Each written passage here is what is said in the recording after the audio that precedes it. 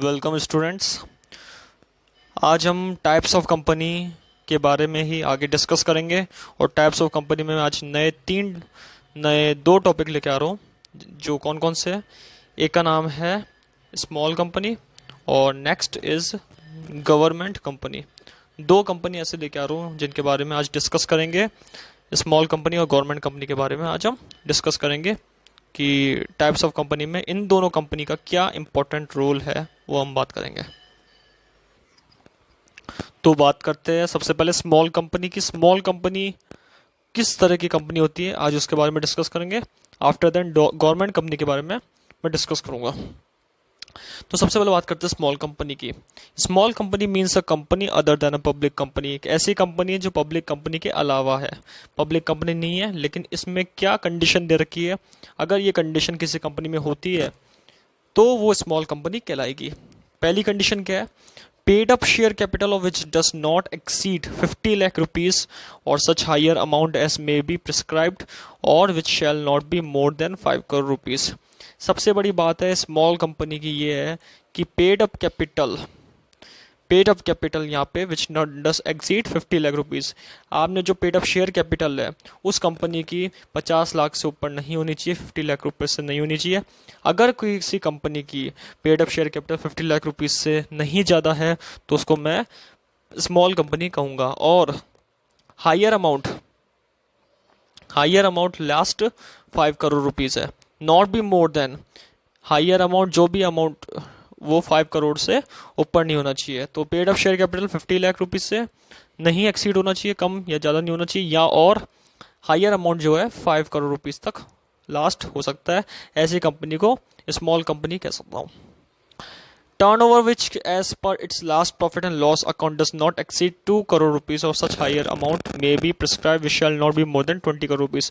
Turnover as per last profit और loss account, as per पिछले सालों को देखकर पी एंड एल के अकाउंट के अकॉर्डिंग 2 करोड़ से ज़्यादा नहीं, और हायर अमाउंट में कितना 20 करोड़ रुपीज़। मतलब इसमें ये बता रखा है कि पेड अप शेयर कैपिटल तो 50 लाख रुपीज़ से एक्सीड नहीं होगा, और यहाँ पे हायर अमाउंट जो है वो 5 करोड़ रुपीज़ से ज़्यादा नहीं होगा। टर्नओवर वही बता रखा है कि 2 करोड़ और लास्ट 200 करोड़। ऐसी कंपनी को मैं क्या कहूँगा? स्मॉल कंपनी कहूँगा। तो स्मॉल कंपनी की डेफिनेशन में हमने यही पढ़ा कि कई कंडीशंस होती है, उस कंडीशन के अकॉर्डिंग अगर वो चीज़ फुलफिल होती है तो उसको मैं क्या कहूँगा? स्मॉल कंपनी कहूँगा।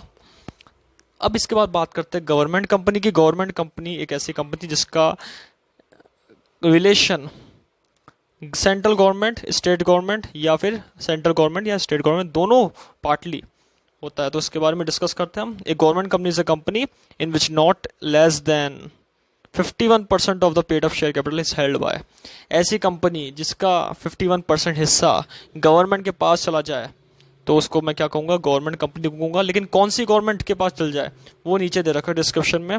सबसे पहले सेंट्रल गवर्नमेंट, या तो सेंट्रल गवर्नमेंट के पास 51% से ज़्यादा हिस्सा या कम से कम 51% हिस्सा किसी कंपनी का चला जाए तो वो गवर्नमेंट कंपनी कहलाएगी। कोई स्टेट गवर्नमेंट का या फिर और अदर गवर्नमेंट, या फिर जितना हिस्सा कंपनी का 51% मिनिमम या फिर उससे ज़्यादा किसी भी कंपनी का आधा सेंट्रल गवर्नमेंट ने और आधा स्टेट गवर्नमेंट ने या उसके अलावा कोई अदर टाइप ऑफ गवर्नमेंट ने गेन कर रखा है तो यहाँ पे वो भी गवर्नमेंट कंपनी कहलाएगी। मतलब partly by central government and partly by one और मोर स्टेट गवर्नमेंट।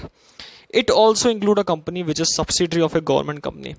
ये कंपनी उनको भी इंक्लूड करेंगे, गवर्नमेंट उनको भी इंक्लूड करेगी जो सब्सिडरी है गवर्नमेंट की।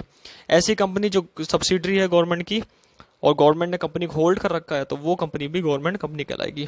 तो दो बातें आज हमने यहाँ पढ़ी, पहली स्मॉल कंपनी और दूसरी गवर्नमेंट कंपनी के बारे में डिस्कस करा। स्मॉल कंपनी की कंडीशंस पढ़ी और गवर्नमेंट कंपनी की कंडीशंस पढ़ी। तो यहाँ पे दो बातें हमने पढ़ी है, और इसके अलावा आगे के वीडियो में मैं आगे और अदर टाइप्स ऑफ कंपनी के बारे में डिस्कस करूँगा।